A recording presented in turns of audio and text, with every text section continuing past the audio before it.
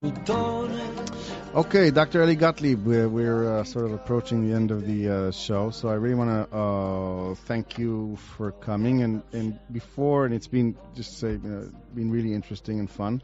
And before we hear the last song, is there anything that we haven't touched upon that you want to you feel that you want to say, or? Well, maybe I'll say a couple of things about this last song. Okay. So the Smiths are another great passion of mine. Right. I was in my teens when they were they were another one of the bands like the Stone Roses, but when I really got into them, I never got to see them live because they were already split up by the time I was really into them. Did you read Morrissey's autobiography? I did, and I found it so depressing. You did? Why? Because he's an awful person.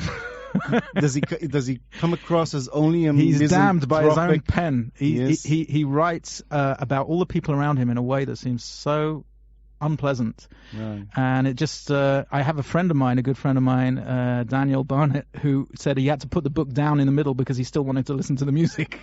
That's that bad? Yeah. Yeah. Other people have loved it.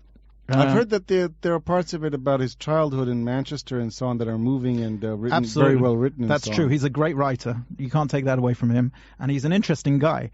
But then around the middle, he starts talking about his legal battles and just goes on and on and on. Mm-hmm. So this song is one that I like in particular. This is called Ask. Called Ask. And is this shyness is nice, but shyness can stop you from doing all the things in life you'd like to? Is exactly. That it? And I think that's a real message here. I think I'm one of those people who often the people who speak the loudest are people who are actually deeply shy Mm-hmm.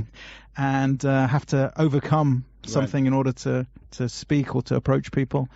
And I actually think as an educator, this is actually for my work life, I sometimes use this song in my teaching, is learning is all about asking and not being afraid to ask. And that's true if you're learning from a textbook in a classroom, but it's also true if you want to experience life to its fullest.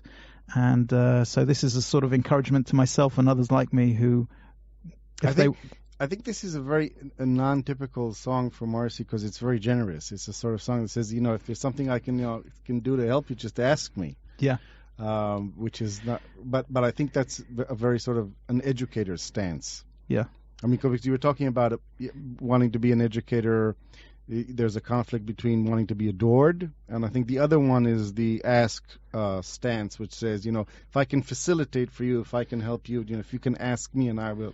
Yeah, that's actually a very nice way of putting it. And for me, it gets summed up in Israel as the difference between people who speak in exclamation points and people who speak in question marks. Right. And I'm more of a question mark person. Okay.